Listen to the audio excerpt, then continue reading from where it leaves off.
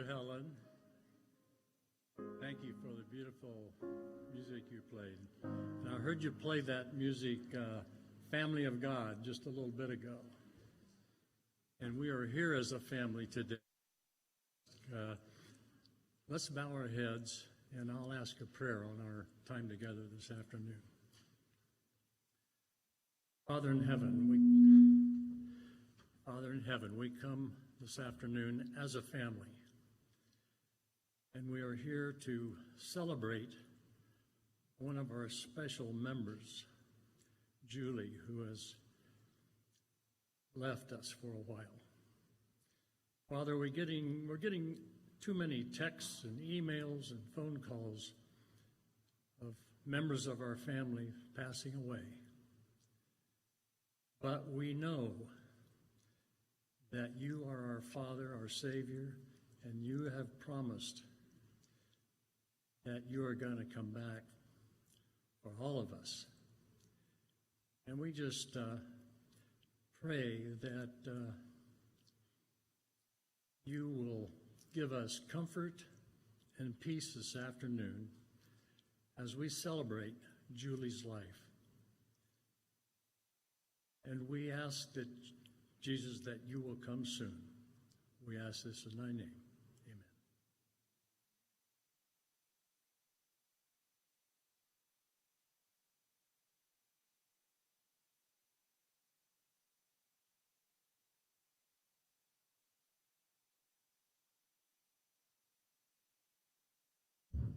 Hello, everyone.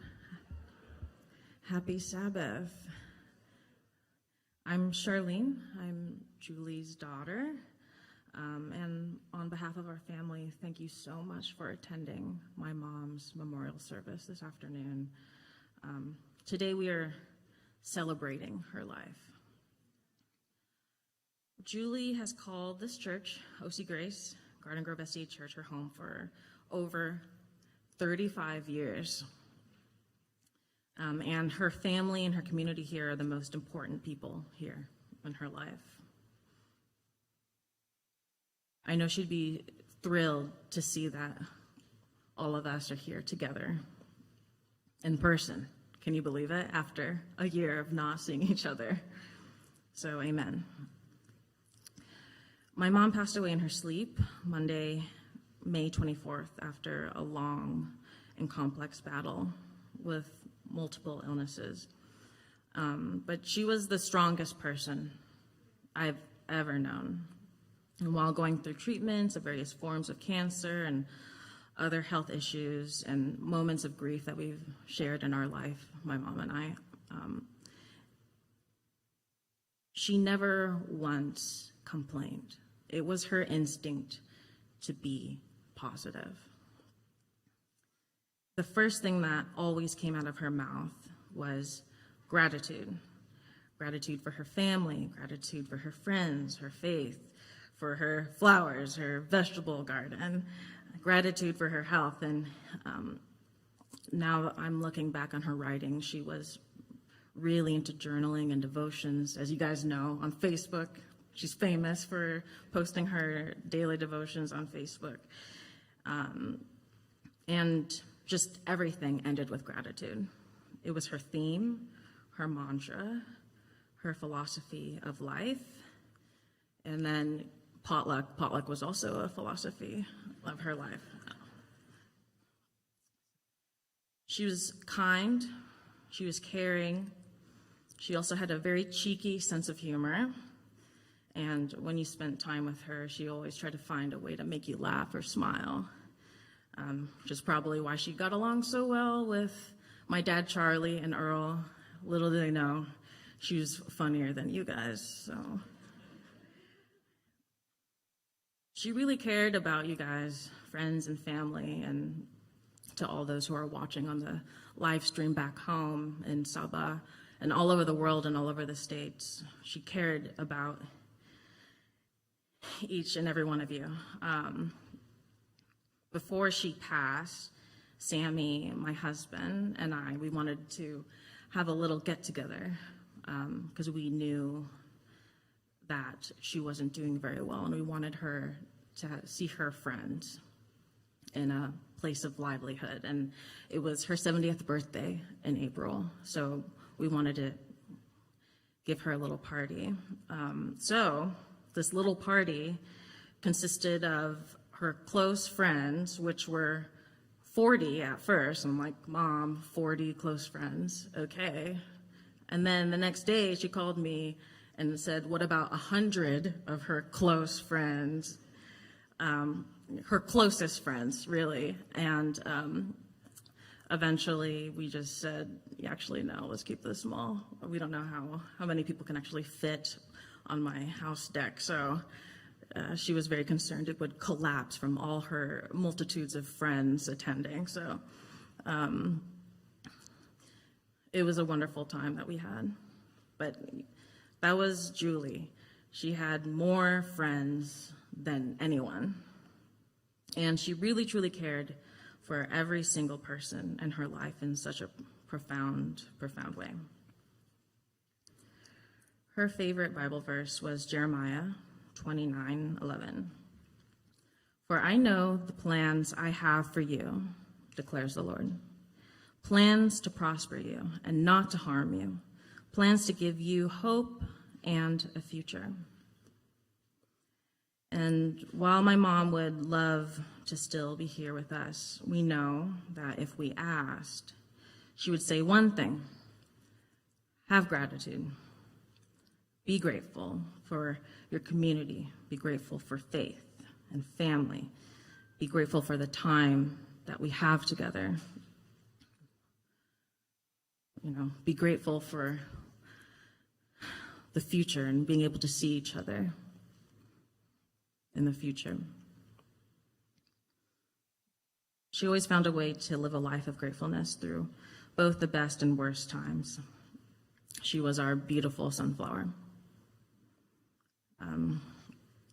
So I thank you again for coming. This means a lot to me and our family here and back home and all across the country and internationally.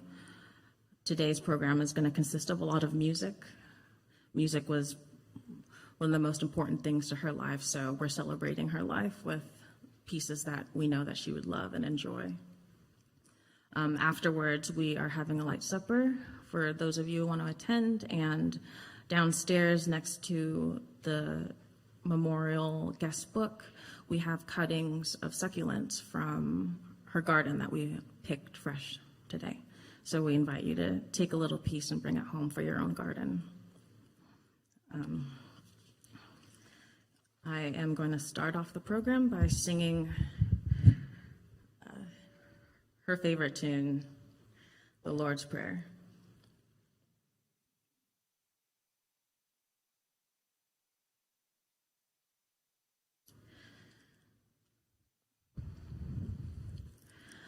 Our Father,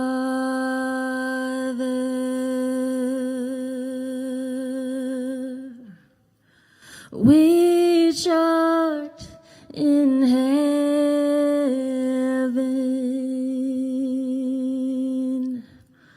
hallowed it be thy name.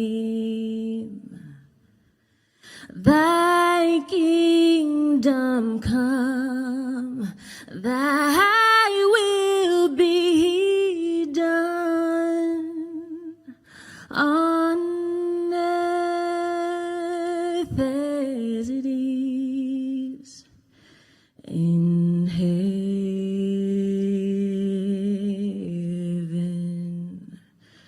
Give us this day our daily bread, and forgive us our debt as we forgive our debtors.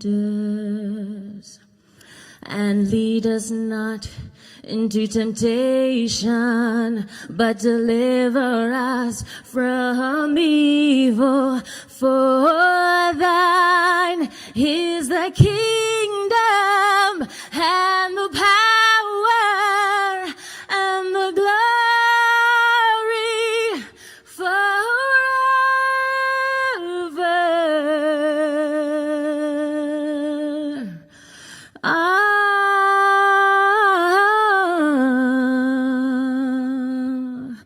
Amen.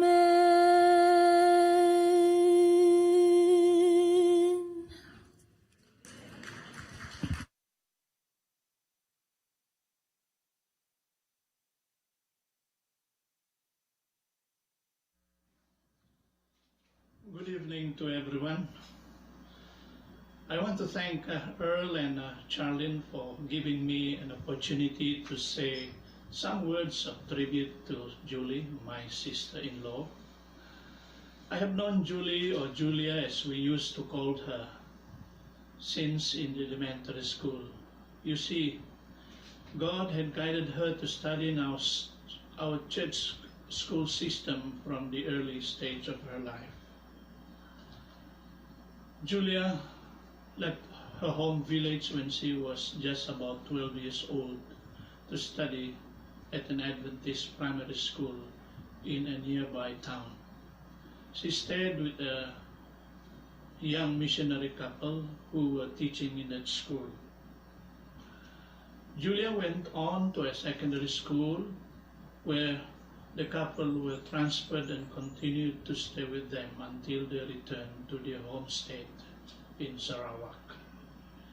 Julia then stayed in the dormitory until she completed secondary school. Julia became a teacher for a couple of years before she had the opportunity to go to Southeast Asia Union College in Singapore. Julia was a working student for most of her 4 years of study in that college. She obtained a bachelor degree in education and was then called to teach in Goshen Adventist Secondary School, another secondary school operated by the Sabah Adventist Mission. A couple of years later, she was transferred to Sabah Adventist Secondary School, her alma mater. She was assigned as girls' dormitory dean besides teaching. Julia was greatly loved by the girls and was called by them as their mother or mommy. She was indeed one that had really shown her Christian affection to every student that she taught. Somewhere in 1981, Julia had the opportunity to go to Loma Linda University to take up nursing under the sponsorship of the late Eliot. Back in 2014, Julia was very instrumental in persuading Pastor Dan Smith in organizing a mission trip to Sabah. There were around 30 in the group that came to conduct evangelistic meeting in 5 churches by night and doing a church planting as well as medical outreach by day. The mission trip had resulted in more than 300 baptisms.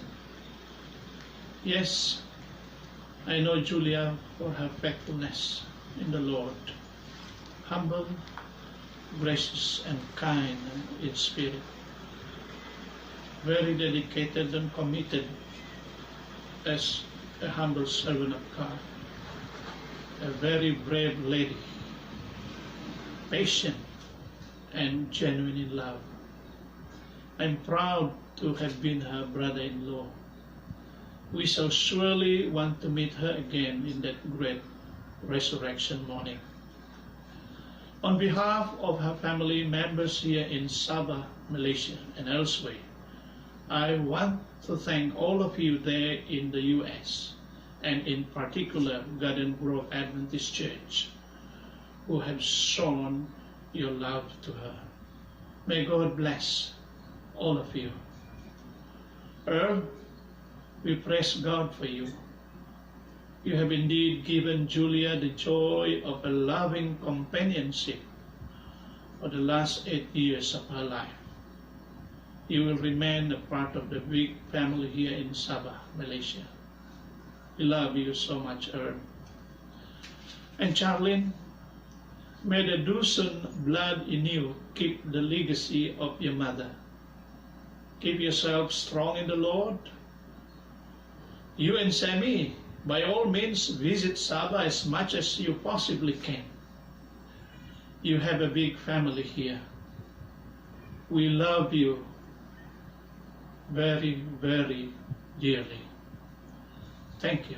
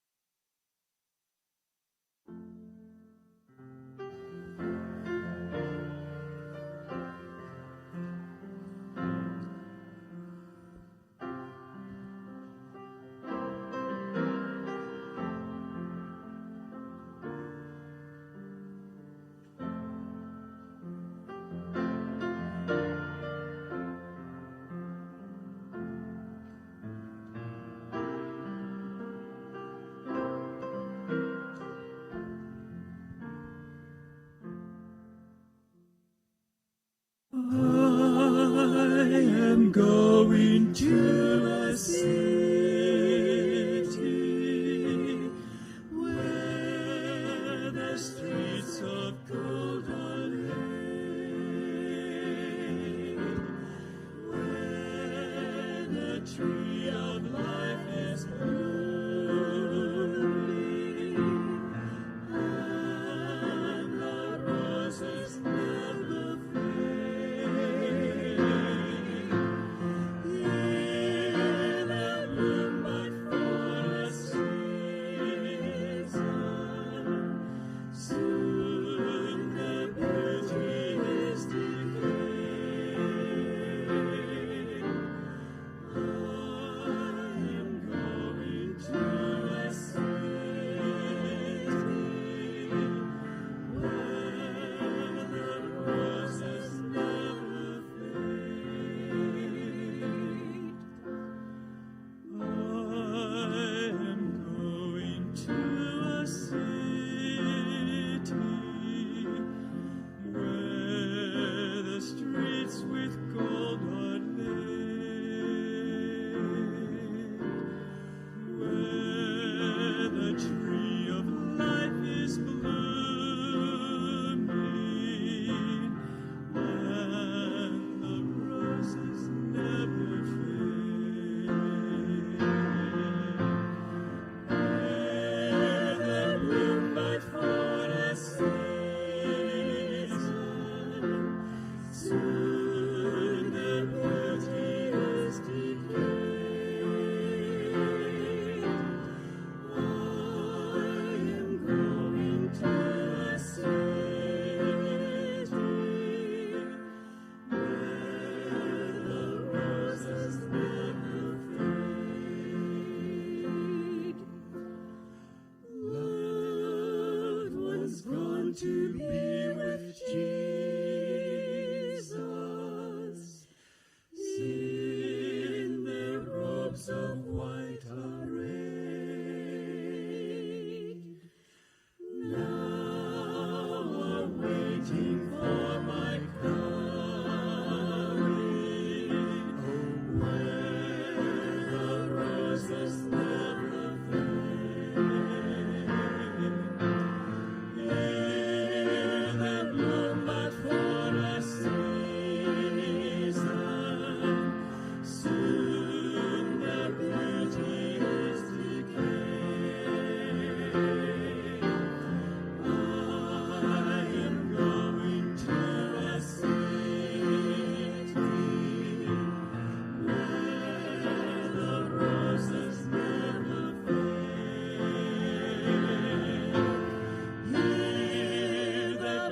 but for a season.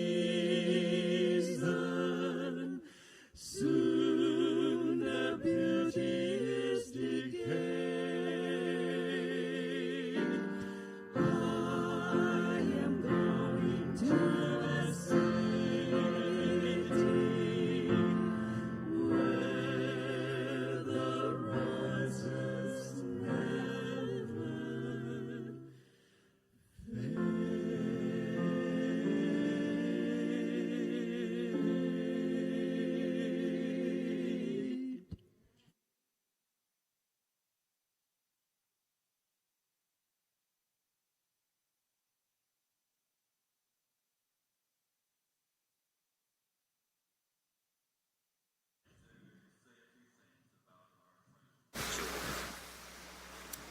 Julie was a saint of God. As we have said about some other wonderful, godly women in our church, it turned out that it wasn't true that we're saved by grace alone, but we actually are saved by righteousness by works. Julie would be at the front of the line. They could touch her body, but they could not touch her soul. Just one of the most godly, righteous, kind, beautiful, gracious women that I have ever met. She may be the most resilient woman that I've ever met. She had a tough time physically, you all know that. And yet she was unfailingly kind, always upbeat, always giving glory to God, always kind to everybody she was around, always smiling. She was everywhere in our church. She was our adventurers leader. She helped Earl with the potluck. She was involved with the community services on Tuesdays, on Wednesdays. She ran our library. She was at our Tuesday night group over and over again. She made the best soups for potluck. And in choir, always gracious, even when she was feeling rotten. She was just the best.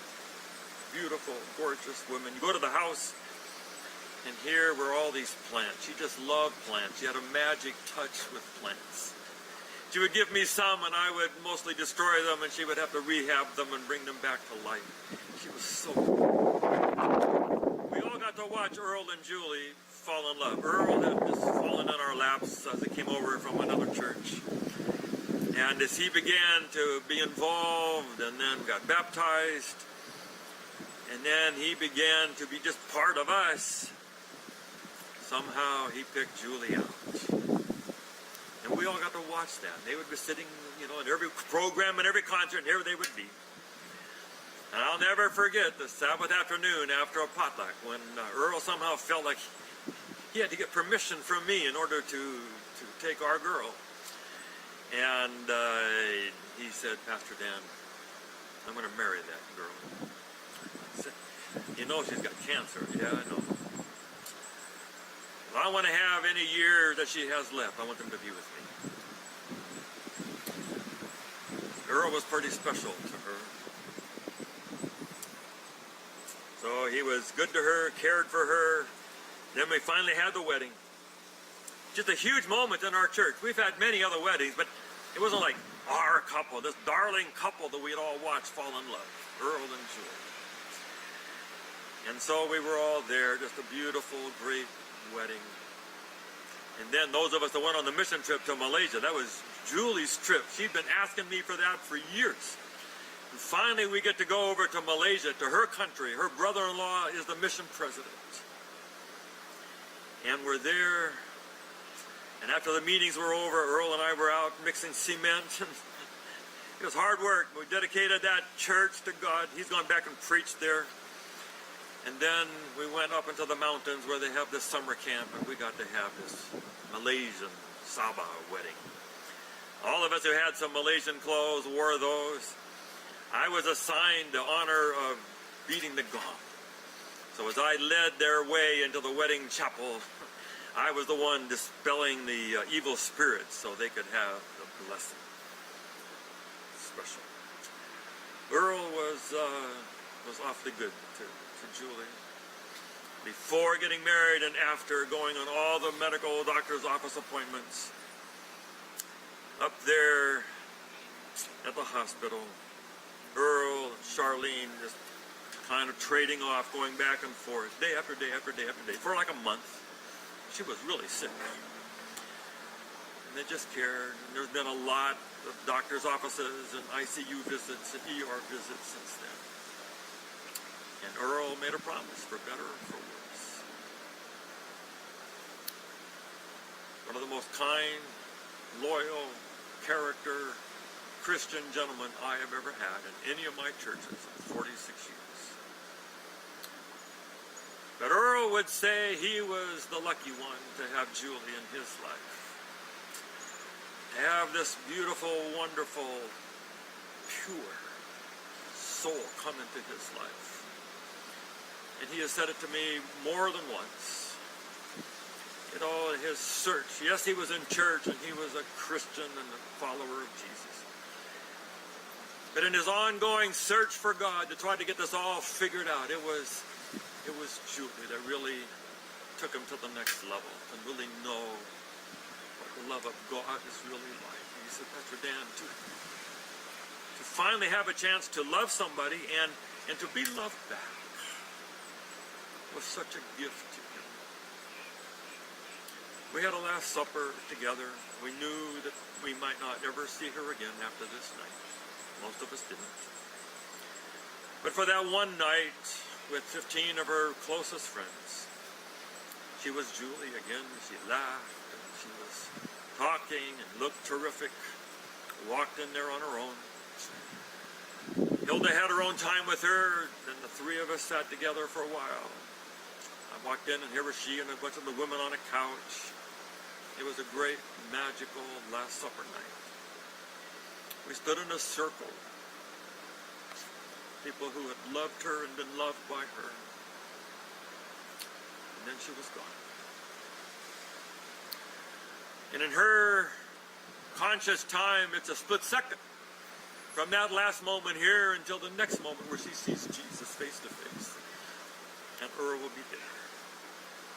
And God will make up to Earl and to Julie what they don't get to have down here. And he will make up to Julie the health that she didn't get to have the last portion of her life. Someday her hands will be perfect, her feet will be perfect. All the other problems will be wiped away. She will be who she was at her very supreme best. And I'll just speak for myself and for all of us. God is going to have to make up to us too. For the years and the specialness we could have had with her for a few more years until Jesus comes. And we will bask in her presence and we will do 1,000 years together. And what we had in those moments in choir and dinners and all the other times, we will have for 1,000 years. That was my friend Julie. It was an honor to be her pastor.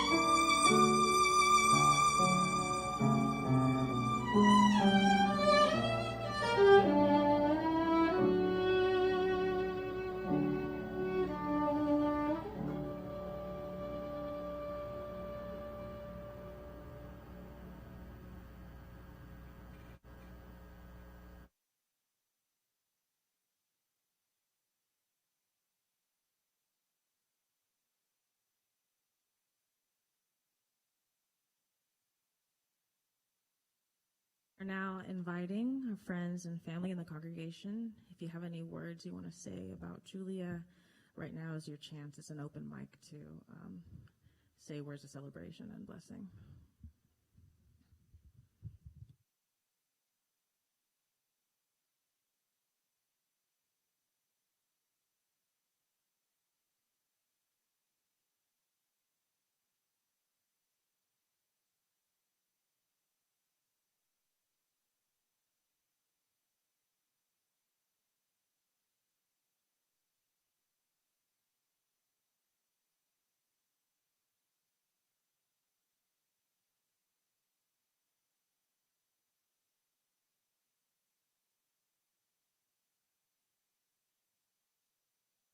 The kindness, the sweetness.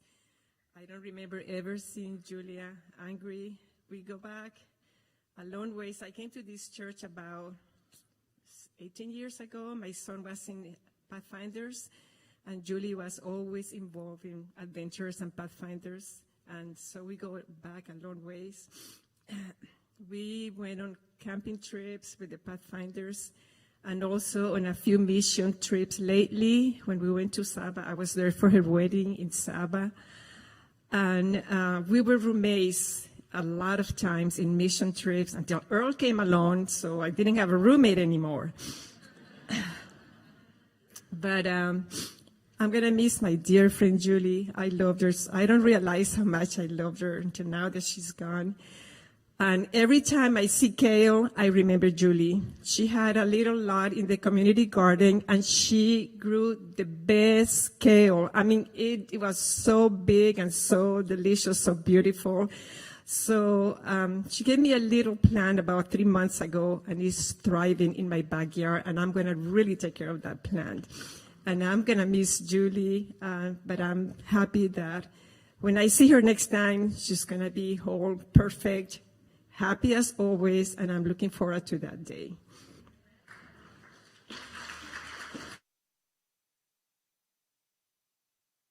Thank you, Carmen.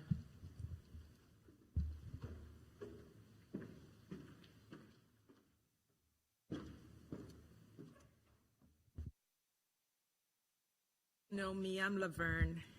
I met Julie and her family here at this church. Was Charlie then and little Charlene 30 years ago.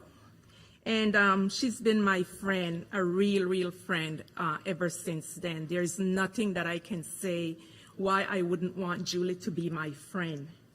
And I want to share, not the mass. I want to share, I want to share these things that are going to be, that they are and will forever be precious and sentimental to me forever. And this is,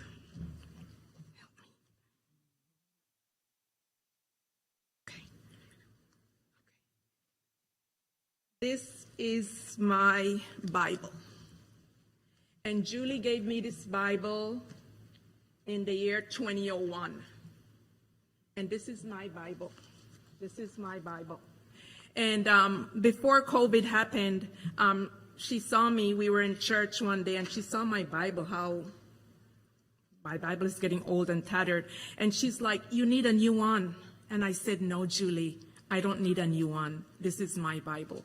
So this is going to be very special and sentimental to me forever. I'm keeping this Bible. This is my Bible in remembrance of Julie.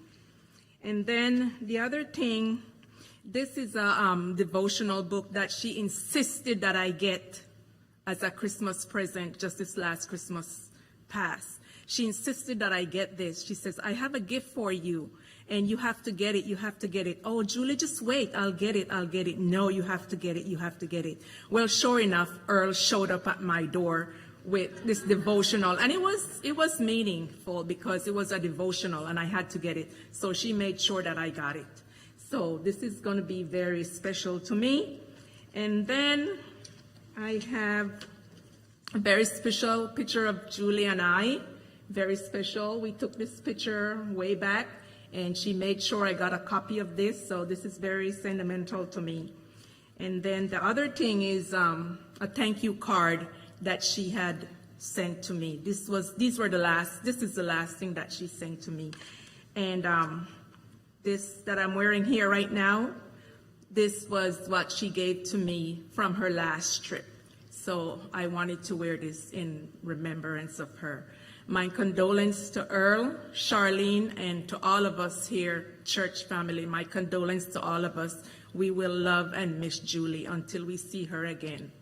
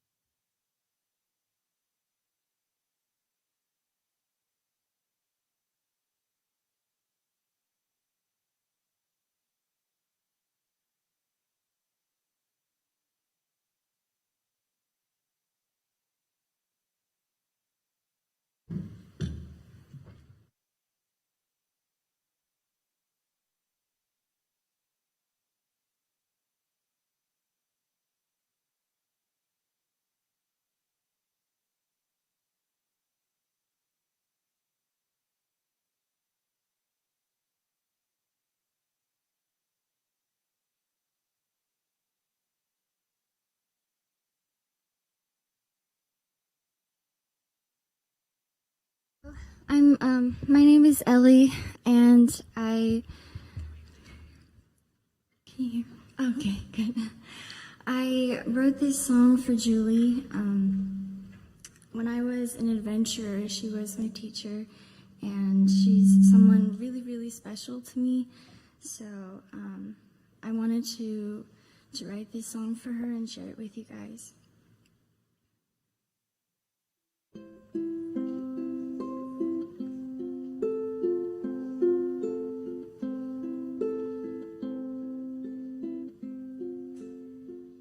It's not fair that someone sweet as you just had to go. And it's not fair, 'cause I know you had much more left to show.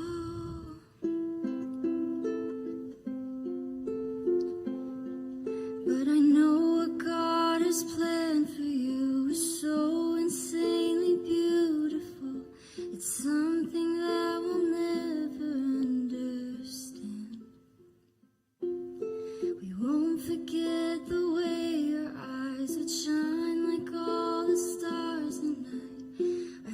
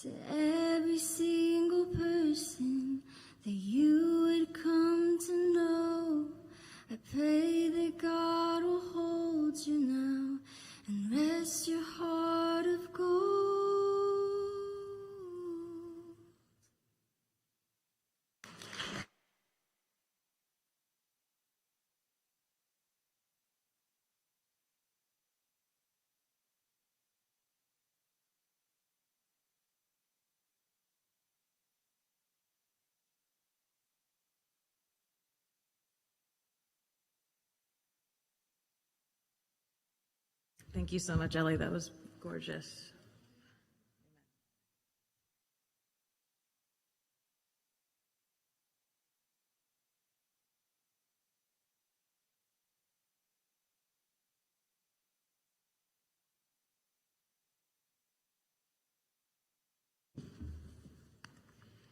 That was something, wasn't it?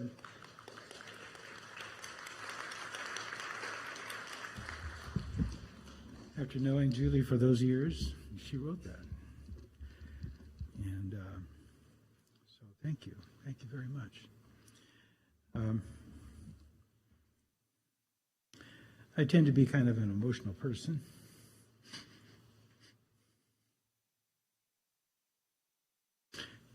I brought my hanky.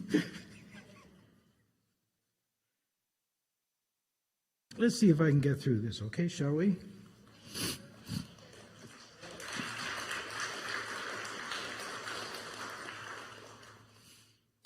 I think you all have heard and probably dealt with seeing people who are overwhelmed with grief and sadness.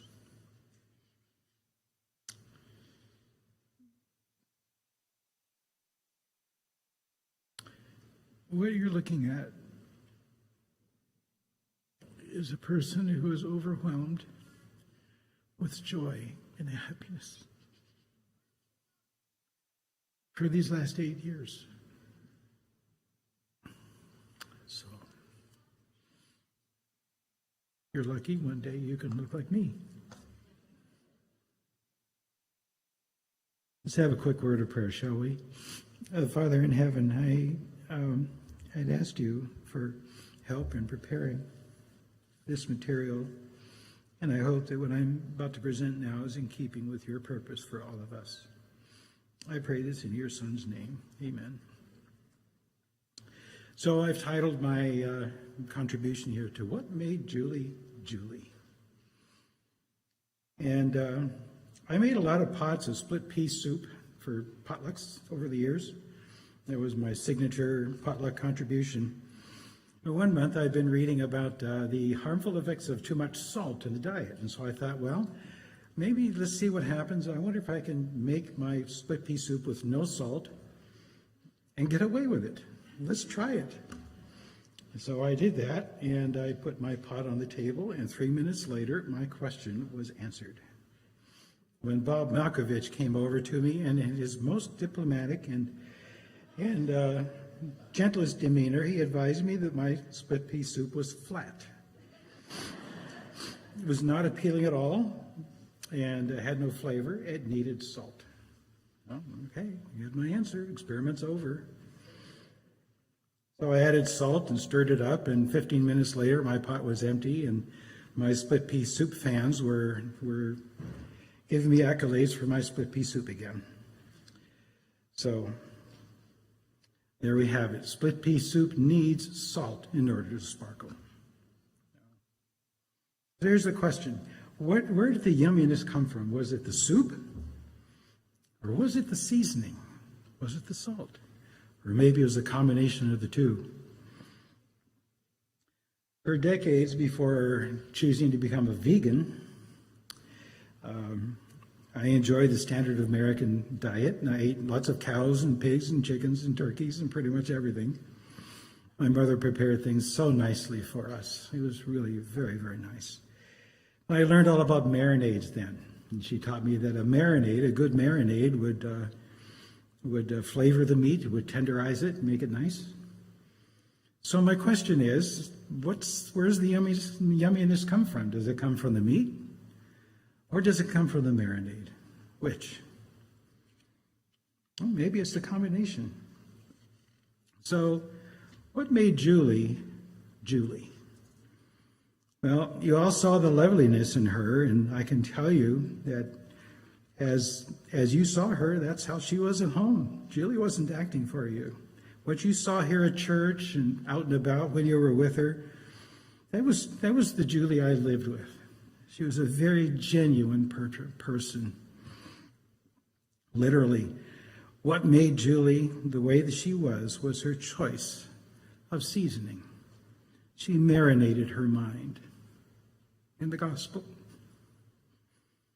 That's why she had such a tender and sweet spirit.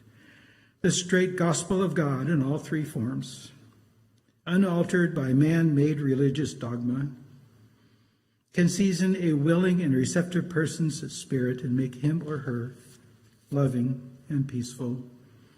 And she chose this for herself. Julie's choice of what she allowed in her head and in her heart was noteworthy in my mind. Julie knew the news headlines about what was going on in the world, but she didn't let it become a part of her psyche. She looked beyond the controversy and the ugliness that's out there, and she focused on the beauty that still exists in the world. She didn't concern herself about the state of the economy or the details of Congress. Rather, she focused on the Word, the gospel, and the character of God. Whether she was cooking in the kitchen or sewing face masks in her sewing room, working in the gardens here at home or keeping her house, she had her cell phone or her iPad tuned into sermons, an audio verse about specific passages and concepts in the Bible, or just a simple audio Bible that she listened to as she worked. And this is what we listened to while we're on the road, on trips too, in the car. Instead of the radio, we listened to this kind of thing. Julie was choosy about what she watched on TV, although she didn't watch very much. But rather than cable, we didn't have cable, we had the Roku service. And her favorite programs were whatever was playing on Hope TV, on Hope Channel, or 3ABN, or home improvement programs like HGTV. She had a real thing for those tiny house programs. You ever seen that? Tiny houses, you know? Yeah, here it is, 176 square feet. You're going to live here. In all of her entertainment, everyone stayed dressed. No one said bad words. She filled her mind with what was pure and what was clean. That was not a religious requirement. That was her choice. Early in our courtship, I told her that I was interested in being with someone who enjoyed the Bible and enjoyed studying Jesus Christ. We did that together. We read quite a few books together. We also read the entire Desire of Ages, and we were well along in the great controversy. We worked our way through our Bible. We read together Matthew, Mark, Luke, John, well along in Acts. She really enjoyed the Psalms, and we read many of them together. We prayed together, often on our knees. Turns out that a couple praying on their knees turns out to be a very intimate thing to do. Julie had pride. It was the kind of pride that guided what she wore and how she appeared in public. She dressed very tastefully, very modestly.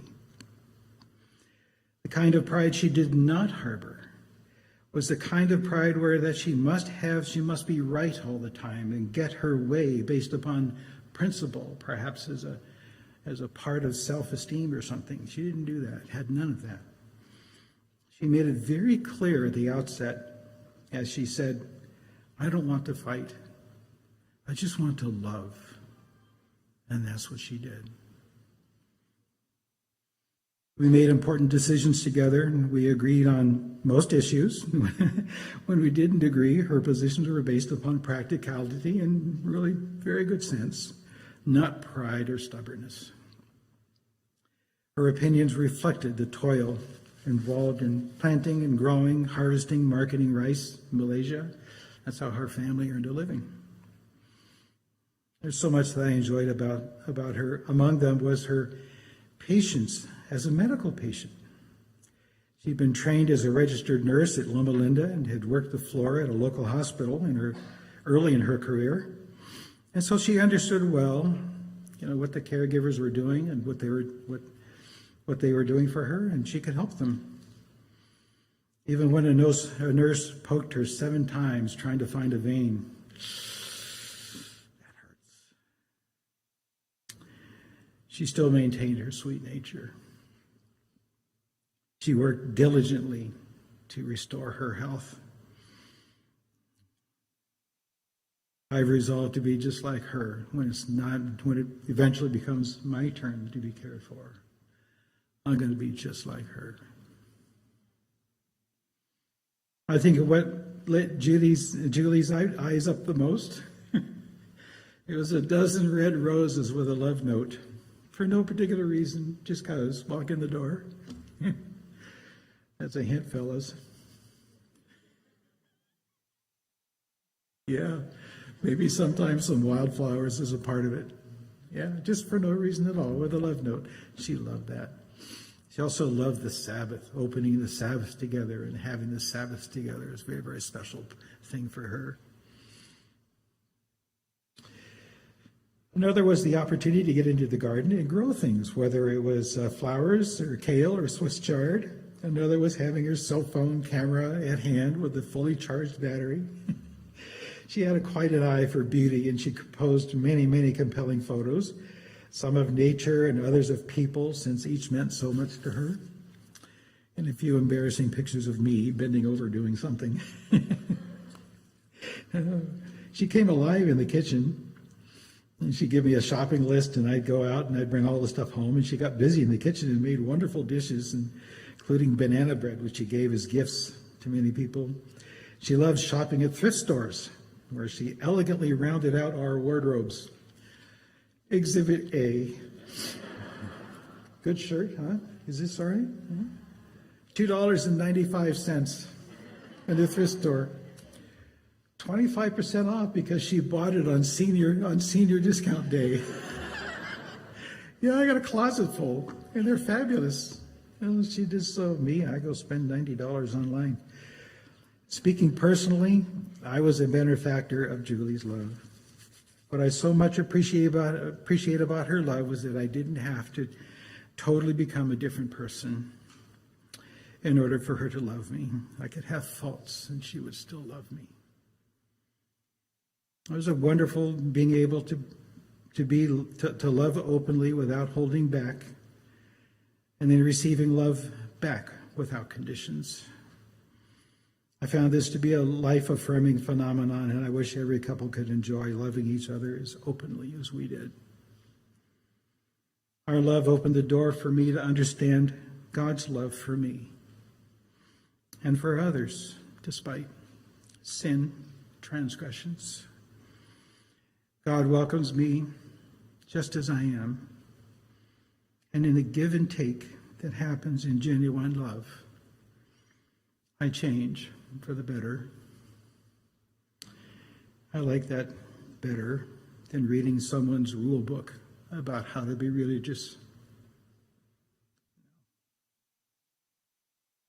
In our early days of courting, I became aware of Julie's medical condition. I didn't know where it would lead or how much time she had left in this life here on earth.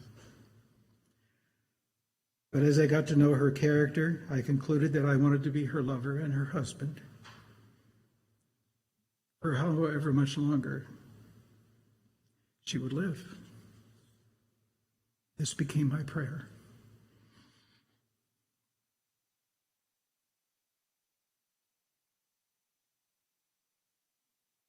I asked God if this could be so. God said, "Yes, Earl, go ahead, kiss the girl."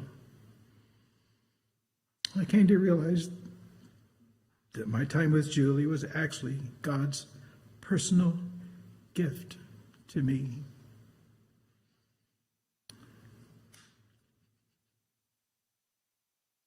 I think God played Cupid. Little Dickens. Scripture assures that if I seek God with all my heart, I will find him. And I did. This period of my life is between God and me, directly, one-on-one, personal.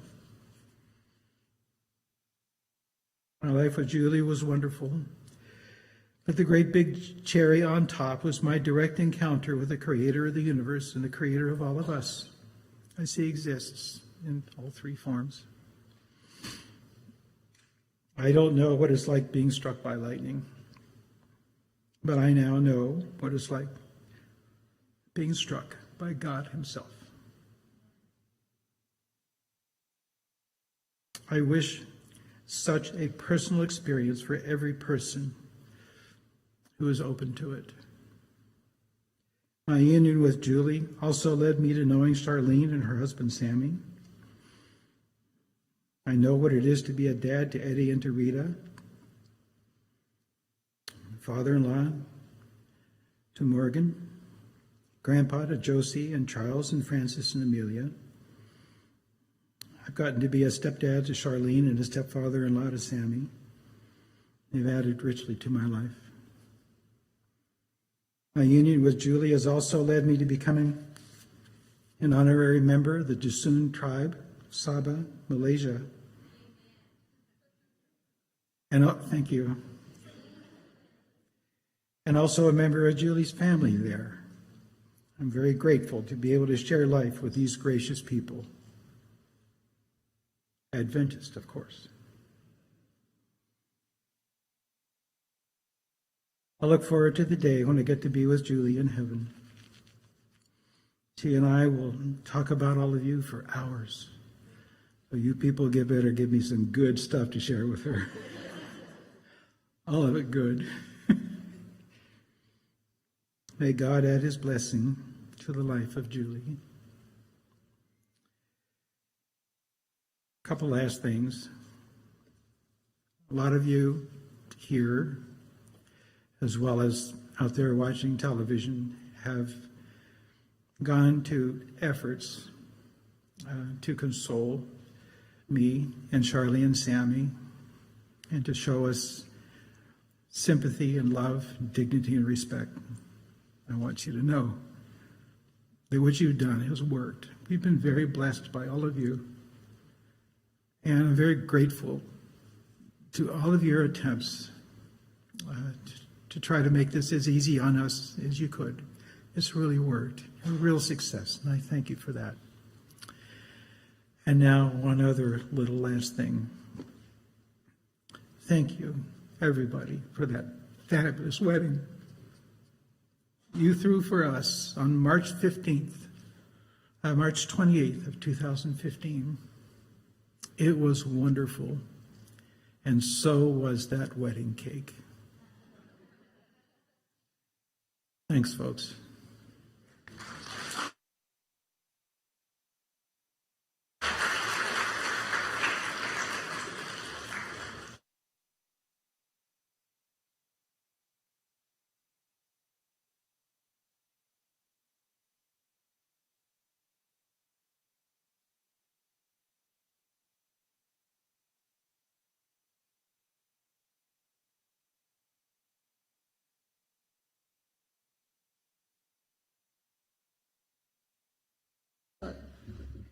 It's good that Charlie has a dad that is very tall.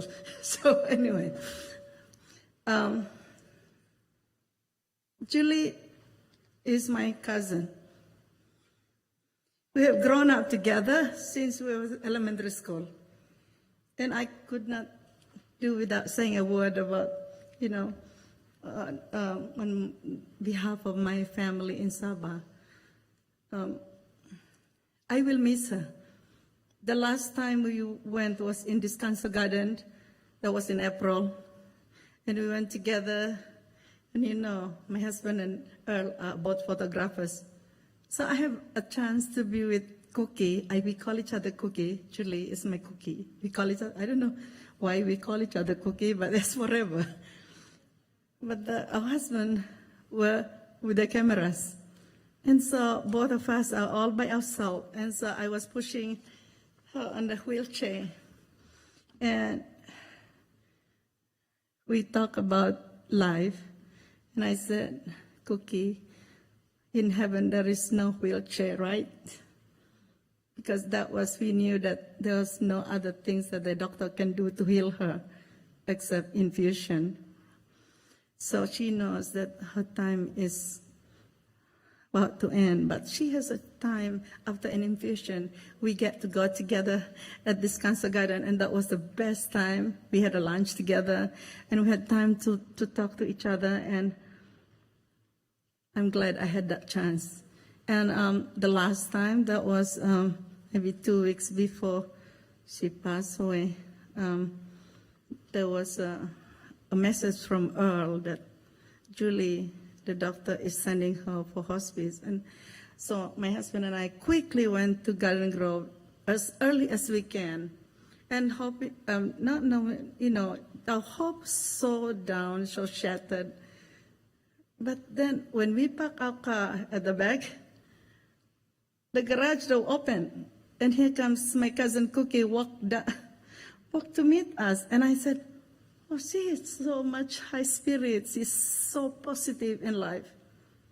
And so I went to hug her, and as if nothing, she was so strong. As Charlene said, I think we shed more tears than her. She's so strong. But I'm sure she is deep in her heart. It's very hard for her to go away from her loved ones. But she's so strong. She's a good example for being very faithful and be strong and trusting in God. She came in, we came into the house, and I hugged her and said, Cookie, don't go.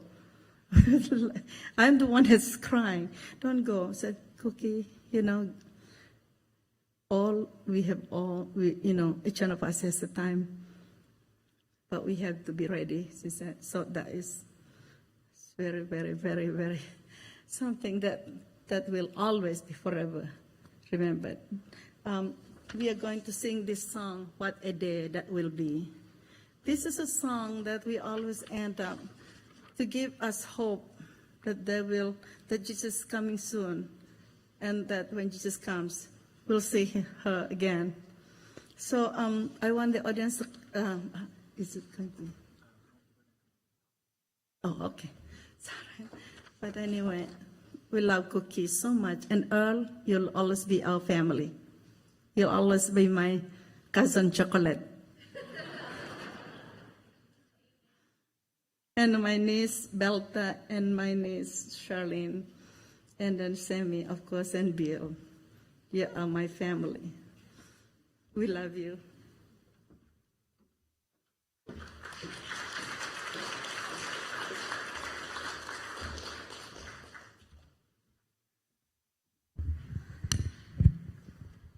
Well, I climbed up the stairs, not the steps, because I wanted to show that was Julie's spirit. I wish I can have her spirit. Her work ethic was just something else. I had our little department right here in the corner, which is known as the community services. I have worked with Julie for maybe more than 20 years in that corner. She wants to help. Every time she sees something that needs help, she will be the first to be there. And our little community service, there are times that I said, Julie, you got to back off a little bit.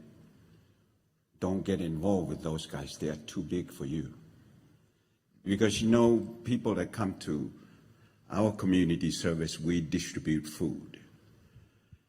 And sometimes Julie's out there, and I look at her and I'm go, please call me. Call me, I'll be around. But I want to tell you how Julie is, and for the years that I know I've worked with her, she is so loving. If I said to her, we don't have enough, don't give any more to these people, she would grab it and run after. She ran after that person. Stop here. Here it is. That's how she is. And it is so heartbroken for me. For the years that I have worked with this lady, she doesn't seem to run out of energy. That's something that I usually said, Julie, stay home. Don't come. I can see her face. She's keeping something. I know that the pain is overwhelming, but she won't stop. She's very stubborn,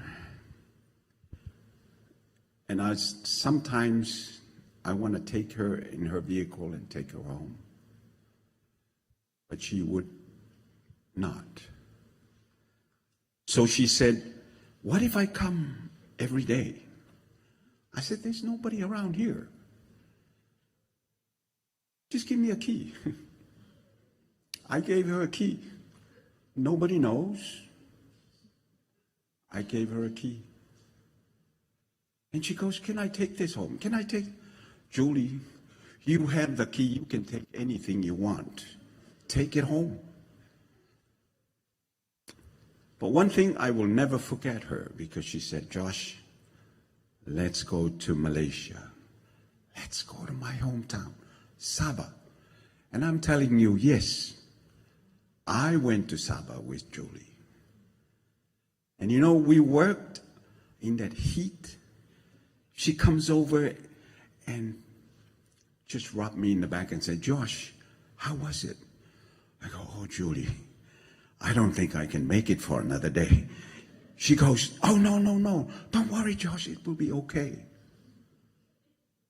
It will be okay. And you know, there is something that we did in Malaysia that I have not done in years. We call it the volcano. And I think the guys here that went with me to Malaysia, our cement mixer broke down. So what we did was, in a piece of cement like this, we put in everything: cement, gravel, sand. And then I go, oh no, don't tell me that that's what we're going to do today. Yes. So we mix that all by hand. So that is my memory of Sabah. In the heat. And these guys were with me with the wheelbarrows. Also Earl. Earl, thank you. And that's my memory, and thank you, Julie, for taking me to Sabah. And, you know, she is one heck of a lady. And there are so many memories that but I know we're pushing for time. And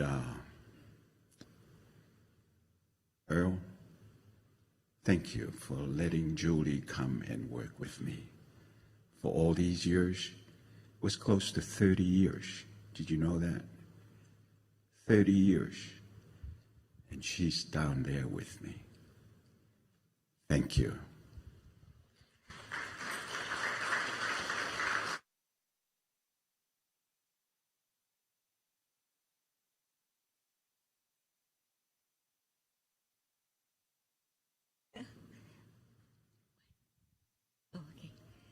Hi, church family. I'm Desiree, and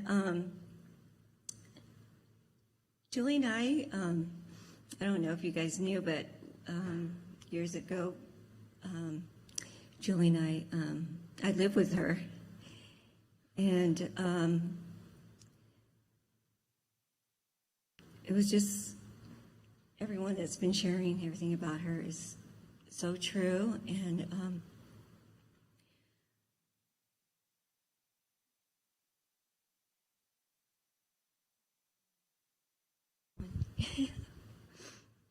and I had all these thoughts, what I want to share about her. And I'm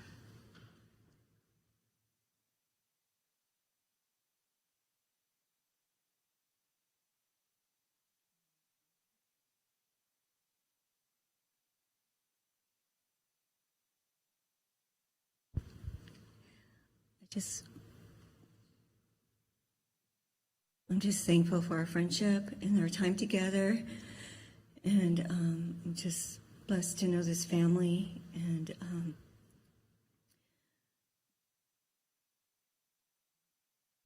I'm just very grateful for our friendship. Okay.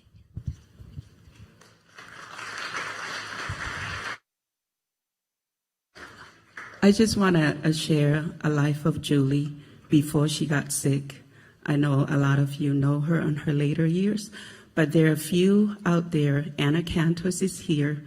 She was in charge of women's ministry with Liz Randall.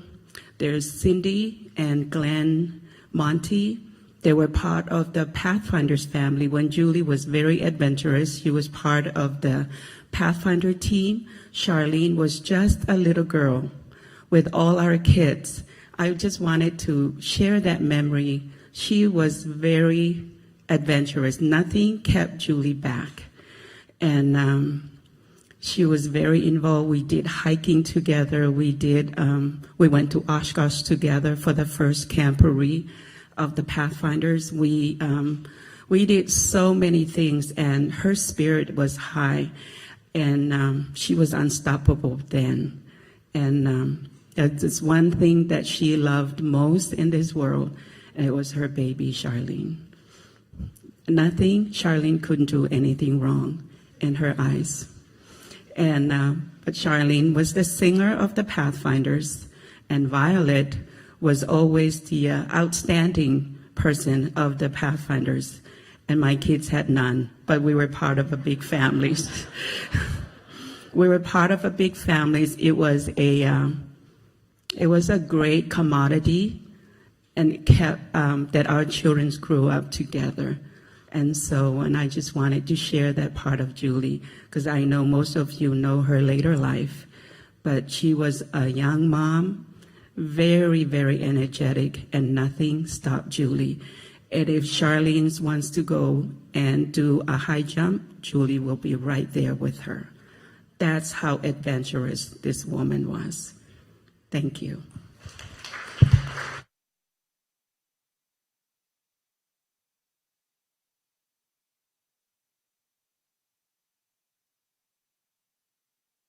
Come from a place of joy like Earl. Julie and Earl are very special. I think I'm going to speak from a young adult perspective. We have a lot of different generations at this church, and sometimes we have conversations with each other. Who would we want to be like when we're older? We're taking that place here at church. Almost everyone would always say Earl and Julie. We want to be more like Earl and Julie. And honestly, I think when I first started coming to church and was doing outreach, she was one of my main models of giving and caring and being positive. And even now, when I go have Vesper with Earl, you could still have reminders of Julie's positivity everywhere. So I just want to thank her for her influence on myself, and as well as other young adults that got the chance to observe them both.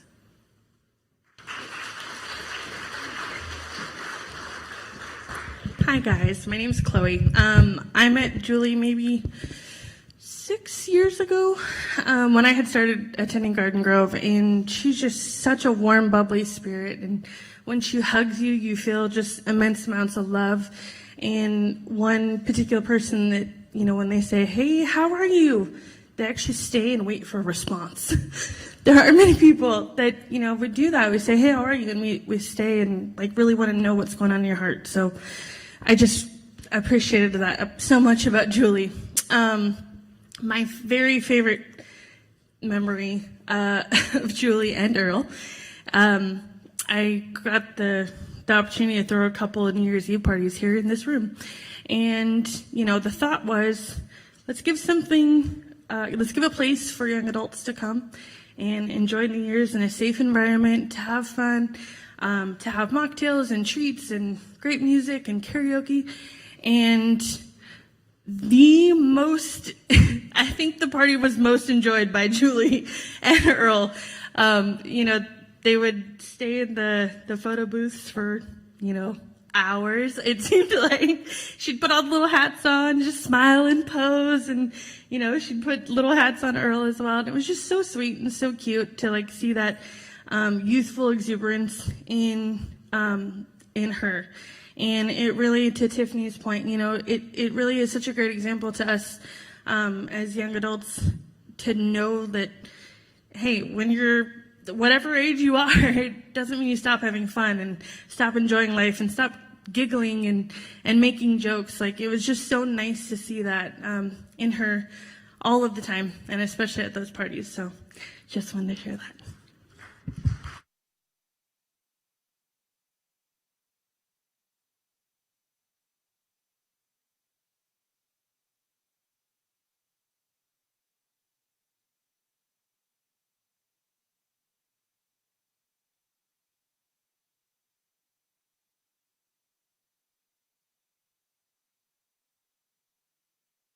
After a whole long year.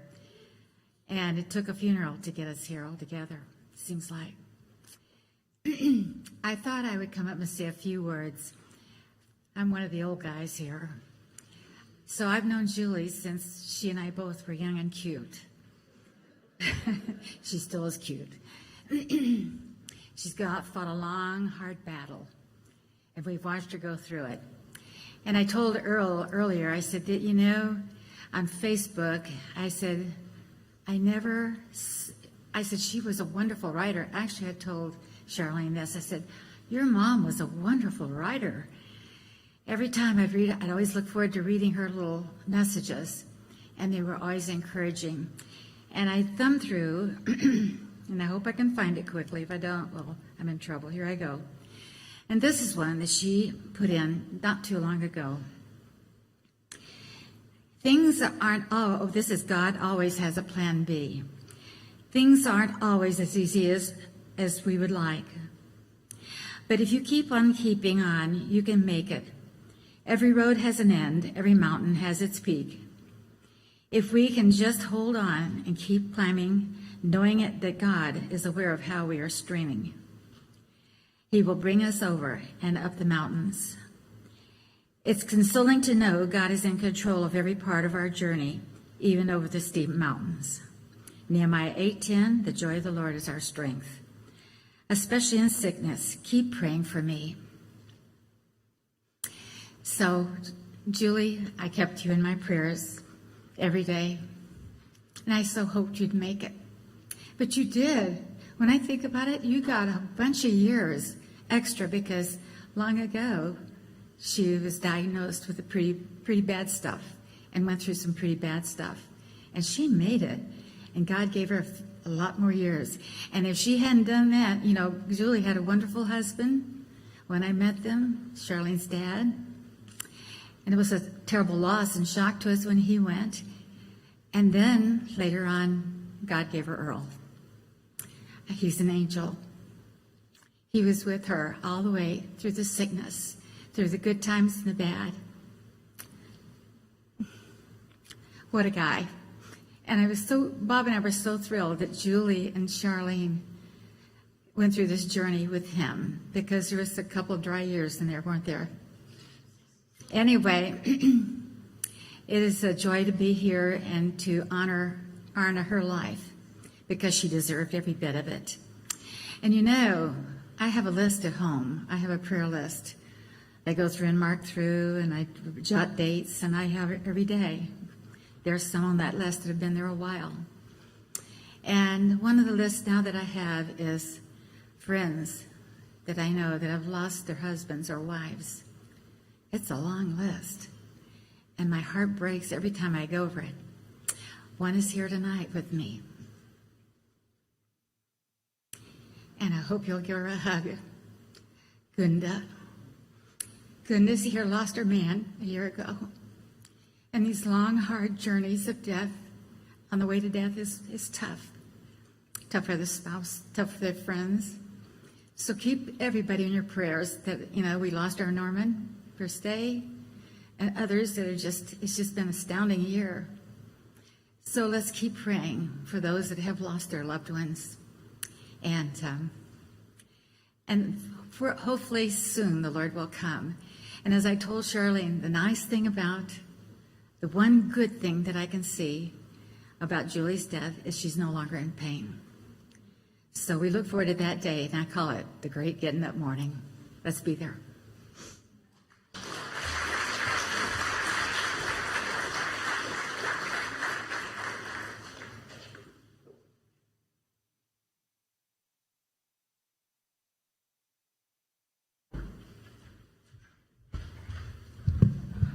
We're just jumping on stage now. If anyone has any other word to say, it's about 6:05. And we want to close out the program tonight with a hymn to be sung by all of us. So, Auntie Cookie. Oh. What? No, Bob. Bob is coming.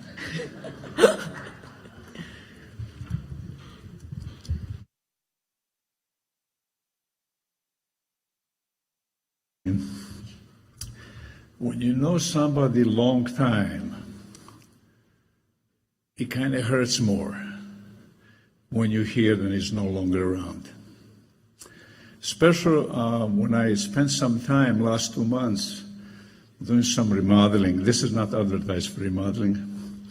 In his house, Earl's house and Julie's house. And I see her more. And I know it's not going to be too long before she is gone. It's kind of hard, especially when you know somebody. I know the family a long time. I can say more than 30 years. And I call Julie every time I see her. I call her Sister Julie. It sounds more like a Catholic than Adventist, I know. But she didn't mind. I told her, anytime you need anything, just give me a call. I give her my cell number. In those days, it was a pager, those of you who remember. And I said, you can have my number, call me anytime. Because she lived alone with her daughter in an apartment, here not far from the church. And I know that Brother Patrick was always there. If we need to fix the car, I will call him, or we'll go together, or we try to help her. We need to be there for each other. We talk about Julie, how she was great. But I can say one thing. If she did not hook up with Earl, she would not live this long. Usually, I was raised in Europe. Usually when wife dies before husband, that means it was a bad husband. I need to get a little bit colorful now here.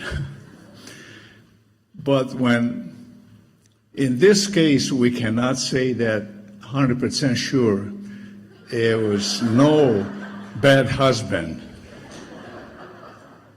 It was the greatest husband that I know who helped her, and like I said, I don't think she will be this long.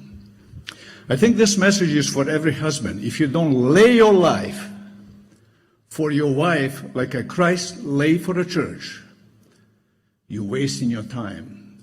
Next year they come in, or next week, or next month. If you're not ready to lay your life for your wife like Earl did, I don't know what husband you have. Maybe look for another one, but I don't usually recommend that. But sorry for this one, but what I'm trying to say, this is a message for husband. And I'll tell you, many husbands don't like me. You know why? Because I wrote several articles about how husband's supposed to lay his life. They hate me. I preached in Europe on almost every church when I go on a mission trip. I will tell them, this is the time. If you don't change, maybe your wife might leave you. And when a wife leaves a husband, sorry, I don't know when to something, but I want to say when a wife leaves a husband, it means definitely it was no good. There was no wife who will leave the husband when he was good. But what I'm trying to say that Earl was there for her, all her moments, in her difficulties, in her pain. So this is a role model for every single one of you.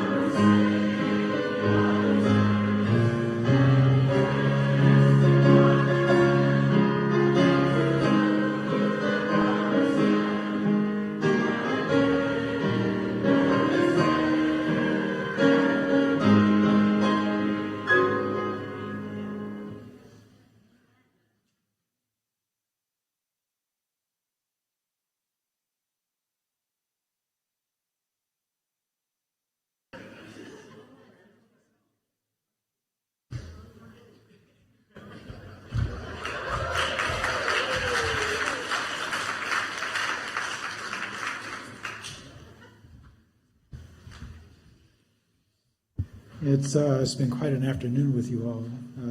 Really enjoyed having this time with you. It's our first time back in a year. Thank you, Sam. First time back here in a year. It's just been a real treat to be able to be with everybody today. Even though it's